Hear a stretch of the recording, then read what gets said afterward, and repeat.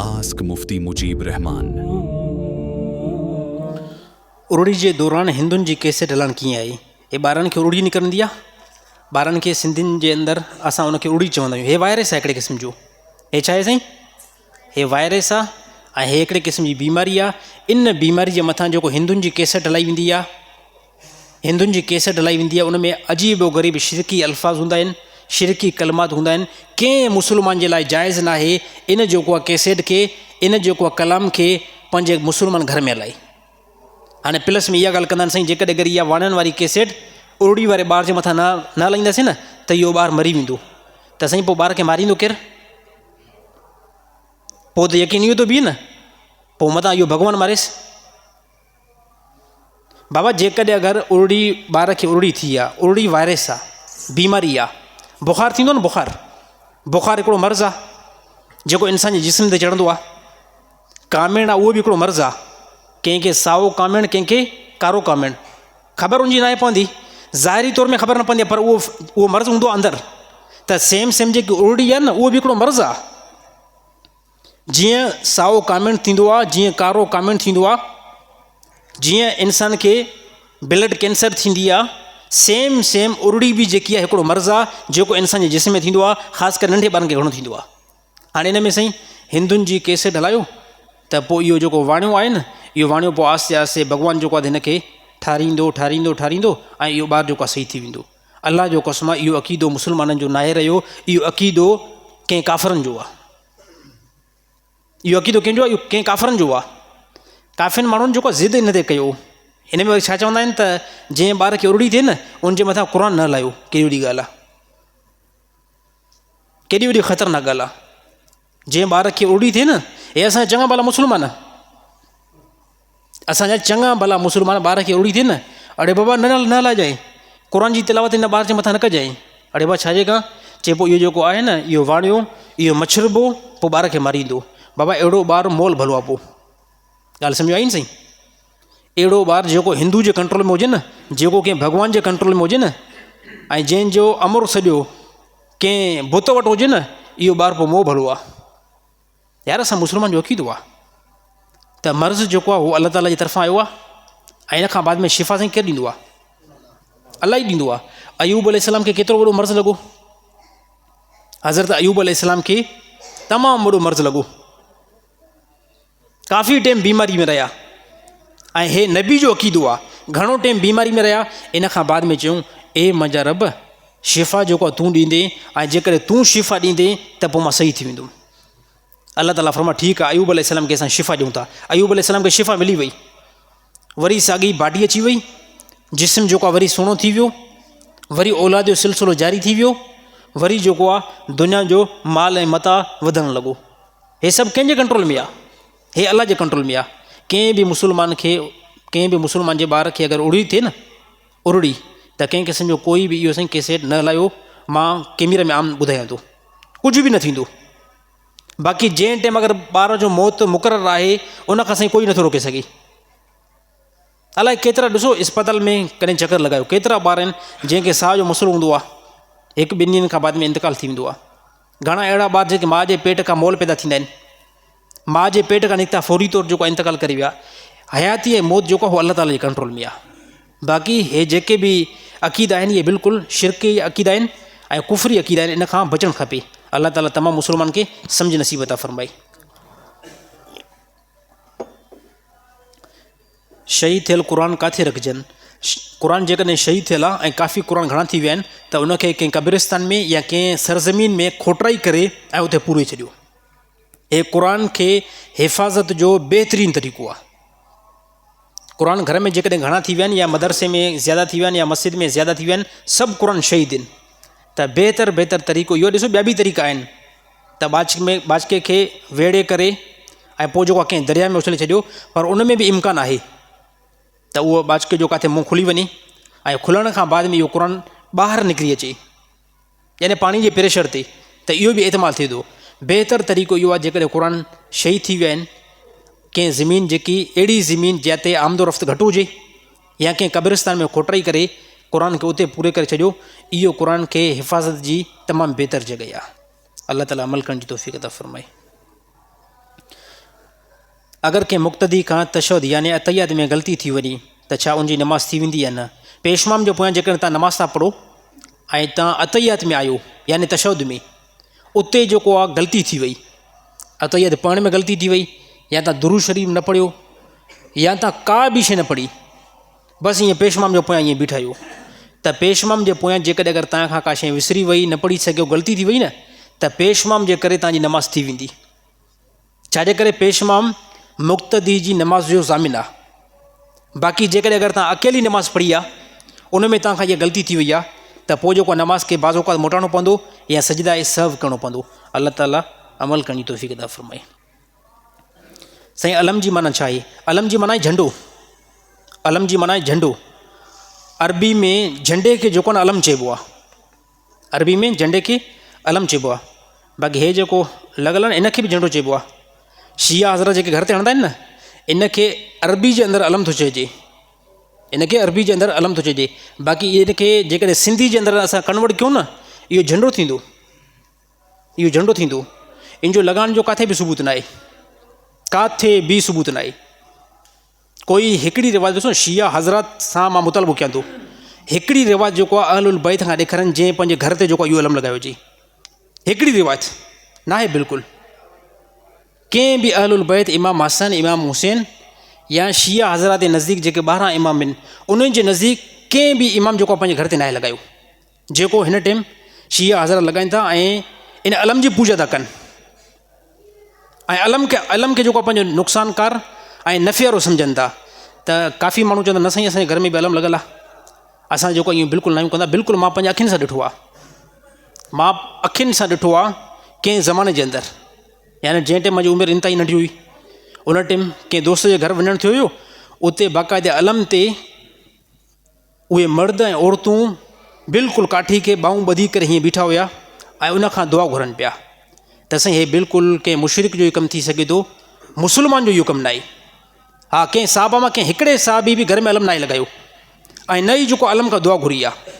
बल्कि साहबा जी जेकॾहिं ज़िंदगी खे चेक कंदो, तमामु साहबा नमाज़ पढ़ी करे अल्लाह ताला खां मदद हासिलु कई आहे, अलम खां कंहिं क़िस्म जी कोई बि न कई आहे। ऐं न लॻणु खपे, ज़रूरत न आहे कंहिं क़िस्म जो कोई बि। छाजे करे जॾहिं इस्लाम खां साबित न आहे त छाजो लॻणु खपे। कोई चए साईं तव्हांखे पोइ इमाम सां मोहबत न आहे। इमाम सां मोहबत जे लाइ घर ते अलम लॻाइणु ज़रूरी न आहे। हा बिल्कुलु, अहलुल बैत सां मोहबत जे लाइ घर ते अलम लॻाइणु ज़रूरी थोरी आहे। अलाए केतिरा साहबा हुया, अलाए केतिरा साहबा जी औलाद हुई, कंहिं बि न लॻायो आहे। बाक़ी जेकॾहिं कोई चए साईं असांजो मज़हब आहे, असांजो मसलक आहे, हा साईं असांजो मज़हब आहे, असांजो मसलक आहे, तव्हां जेकॾहिं पंहिंजे मज़हब ऐं मसलक जे एतबार सां लॻायो था त असां रोकियूं नथा। बाक़ी असां पंहिंजी जेको आहे न, पंहिंजी जेको जमात खे, पंहिंजे अक़ीदे वारे खे त असां रोकींदासीं, असां पंहिंजे हम ख़्याल वारे खे त रोकींदासीं। छाजे करे इन मां इहो तरीक़ो जेको आहे इस्लाम खां बिल्कुलु बि नथो मिले। अल्लाह ताला अमल करण जो तौफ़ीक़ अता फ़रमाए। अगरि औरत जनाबत सां हुजे त छा ॿार खे खीरु पीआरे सघे थी या न? औरत जनाबत सां आहे, औरत जेकॾहिं जनाबत सां आहे त उहा बहितर आहे त गुसुल करे पोइ ॿार खे खीरु पीआरे। पर जेकॾहिं अगरि ॿारु ज़्यादा रोए थो ऐं औरत खे गुसुल में वॾो टाइम लॻंदो, त पोइ जेकॾहिं औरत जनाबत जी हालत में ॿार खे खीरु पीआरे थी, कोई बि हराम न आहे, अमल जाइज़ आहे, मजबूरी में पीआरे सघे थी, कोई बि जेको मसइलो न आहे। पर औरत ताख़ीर न करे, यानी घणो टाइम लाइ न छॾे जनाबत में। ऐं जनाबत में त घणो टाइम माण्हू रहे बि न। जंहिं टाइम बि औरत या मर्द जुनबी थिया आहिनि त फौरी तौरु नमाज़ खां पहिरियां गुसुल करे छॾनि। नमाज़ खां पहिरियां गुसुल कंदा न त हे नमाज़ बि पढ़ंदा, ऐं नमाज़ खां पहिरियां गुसुल न कंदा त हे नमाज़ पढ़ंदा बि न। त जनाबत जी हालत में औरत मुशक़त जी करे, तकलीफ़ जे करे ॿार खे खीरु पीआरे सघे थी, कोई बि मसइलो न आहे।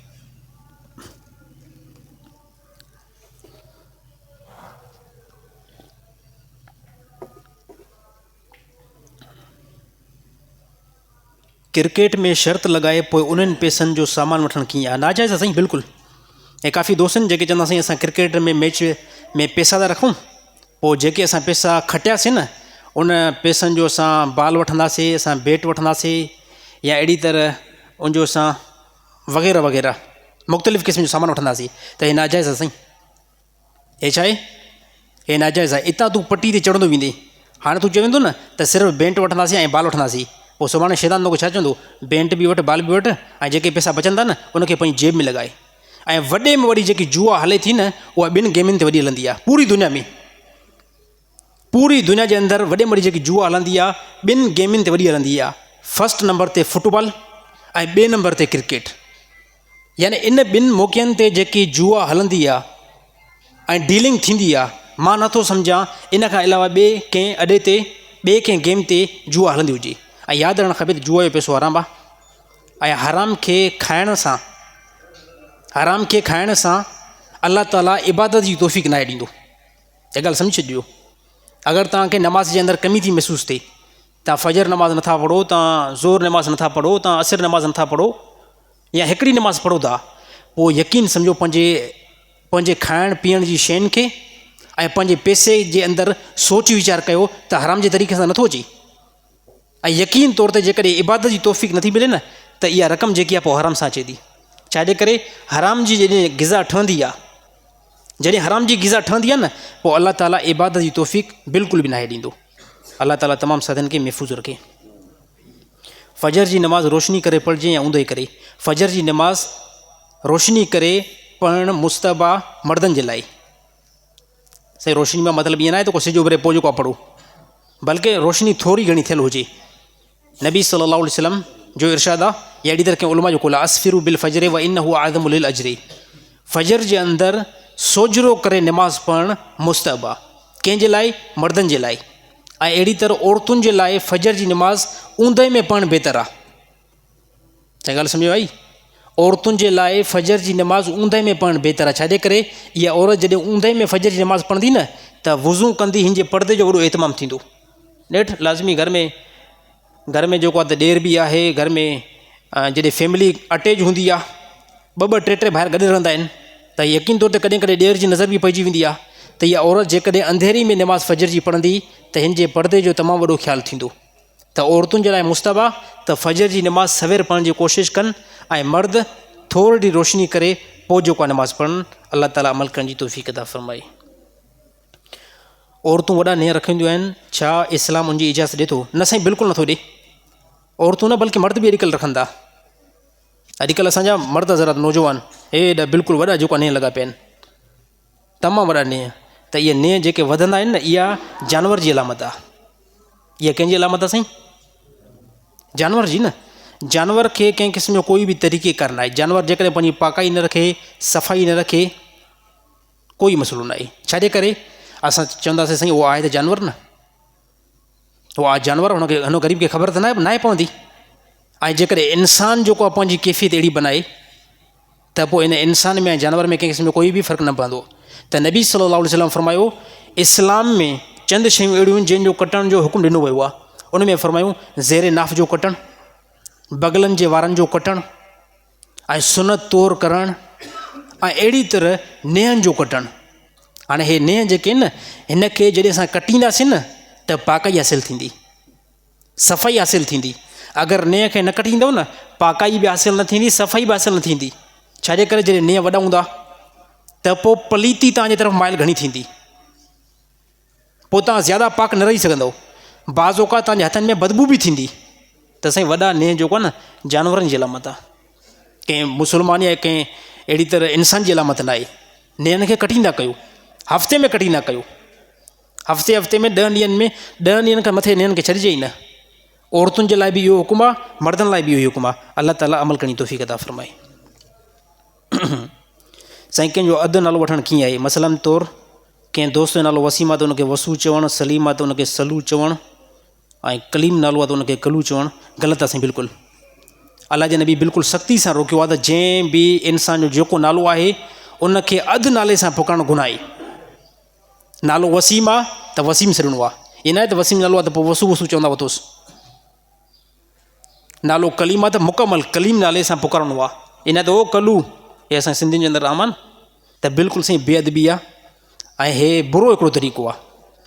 पूरो नालो वठो ऐं अधु जेकॾहिं नालो वठंदव त अलाह जे नबी इन खां मना बि कई आहे ऐं हे ग़लति तरीक़ो बि आहे। अलाह ताला तमामु मुस्लमान खे सम्झ नसीब अता फ़रमाए। नमाज़ी जे आॾो जेकॾहिं ॿारु गुज़री वञे या को जानवर गुज़री वञे, नमाज़ ते को असरु पवंदो? कोई बि न पवंदो। जेकॾहिं को बंदो नमाज़ थो पढ़े, नंढो ॿारु आॾो टपी वियो या जानवर टपी वियो, नमाज़ ते कोई बि फ़र्क़ु नाहे पवंदो। जेकॾहिं को वॾो टपी वियो त बि नमाज़ ते असरु नाहे पवंदो, अलबत्ता वॾो जेको आहे गुनाहगार थींदो। नंढे ॿार खे त ख़बर नथी पवे न। नमाज़ खां आॾो गुज़री वञण में नमाज़ फासिद नाहे थींदी। पोइ नंढो ॿारु गुज़री वञे, वॾो मर्द गुज़री वञे, औरत गुज़री वञे, नमाज़ ते असरु न ईंदो। अलबत्ता जेको वॾो आकिल बंदो गुज़री वियो आहे उहो बंदो गुनाहगार थींदो। हा, इहा ॻाल्हि सही ज़हन में रखी वञे। हेज़ जे वक़्तु वारियूं रहियल नमाज़ूं छा औरत ते क़ज़ा थींदियूं या माफ़ु आहिनि? बिल्कुलु। जेके हेज़ जी हालत में औरत खां नमाज़ूं वयूं न त अलाह ताला माफ़ु करे छॾियूं आहिनि, नबी जे वास्ते त ख़बर पहुती। अलबत्ता जेके रोज़ा आहिनि उहे माफ़ु न थींदा। रोज़ा जेके आहिनि न उहे माफ़ु न आहिनि, उहे रोज़नि जी क़ज़ा करणी आहे। बाक़ी हेज़ जी हालत में जेके बि औरत खां नमाज़ूं वयूं आहिनि, निफ़ास जी हालत में जेके बि औरत खां नमाज़ूं वयूं आहिनि, उहे अलाह ताला सभु माफ़ु कयूं आहिनि। नबी जे वास्ते त ख़बर पहुती। ऐं निफ़ास में औरतुनि खां 40 ॾींहं नमाज़ूं ईंदियूं आहिनि। हाणे जेकॾहिं इहा औरत 40 ॾींहं जी नमाज़ुनि खे क़ज़ा करणु शुरू करे त हिन जे लाइ वरी मुशक़त थींदी। त बसि अलाह ताला आसानी जो मामिलो था फ़रमायो। अलाह ताला इंसान जी नेचुरल खे ॾिठो त इंसान जे मथां वज़न केतिरो रखूं, पोइ जेतिरो इंसानु वज़न खणी सघे पियो न, अलाह ताला ओतिरो उनजे मथां वज़न रखे छॾियो। ॿाहिरि मुल्कनि खां हुंडी जे ज़रिए पैसा मोकिलींदा आहियूं ऐं उन पैसनि ते इज़ाफ़ी रक़म ॾियणु कीअं आहे? सभ खां पहिरियां हिन ॻाल्हि खे सम्झो त हुंडी जो जेको पैसो आहे न उहो मुल्की ऐं बैनुल अक़वामी क़वानीन खां ख़िलाफ़ु आहे। यानी ॿाहिरि मुल्कनि खां जेको असां हुंडी जे ज़रिए सां पैसो घुराईंदा आहियूं न, इहो मुल्की क़ानून जे बि ख़िलाफ़ु आहे, बैनुल अक़वामी एतबार सां बि ख़िलाफ़ु आहे। बल्कि पैसो क़ानूनी एतबार सां मुल्क खे मोकिलींदव, मुल्क जी तरफ़ मोकिलींदव त इन मां मुल्क खे बि तरक़ी थींदी। बाक़ी जेको हुंडी जे ज़रिए सां असां पैसो मोकिलियूं था, छा इहो पैसो ठीकु आहे या न आहे? उन सूरत में इहो पैसो ठीकु आहे जेको हुंडी में असां पैसो मोकिलियूं था। उन एतबार सां इहो हुंडी वारो पैसो ठीकु आहे मोकिलणु, यानी क़ानूनी एतबार सां ठीकु न आहे, पर जीअं हलाल जो तरीक़ो थी वञे उन एतबार सां ठीकु आहे। जो तव्हां उतां 1000 धर्म मोकिलियो ऐं हिते असांखे मिले बि 1000 धर्म, मसलन तौरु 1000 धर्म जो थियनि था 78,000, हिते मूंखे 78,000 मिलनि, पर प्लस में जेके पैसा उते खणनि था न उहे इहे चवनि त साईं असां इन खां अलावा पंहिंजो ख़र्चो वठंदासीं, उहो ख़र्चो तव्हां अलॻि ॾींदव। मसलन तौरु पोइ तव्हां उन 1000 मोकिलण ते 1000 त तव्हां उनखे ॾेई छॾियो, हाणे इन 1000 ते 78,000 पाकिस्तान में मिलंदा असांखे। हाणे चवंदो साईं असांखे ख़र्चो ॾियो, हा ख़र्चो तव्हां उनखे अलॻि ॾींदव। पोइ 20 धर्म वठे थो, 30 धर्म वठे थो, 40 धर्म वठे थो, इहो ख़र्चो तव्हां उनखे अलॻि ॾींदव। बिल्कुलु इहो जाइज़ आहे।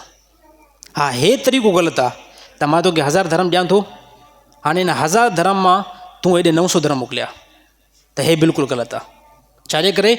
जेकी रक़म तोखे मिले थी उहा ई रक़म तूं पाकिस्तान मोकिल ऐं पंहिंजी उजरत अलॻि वठि।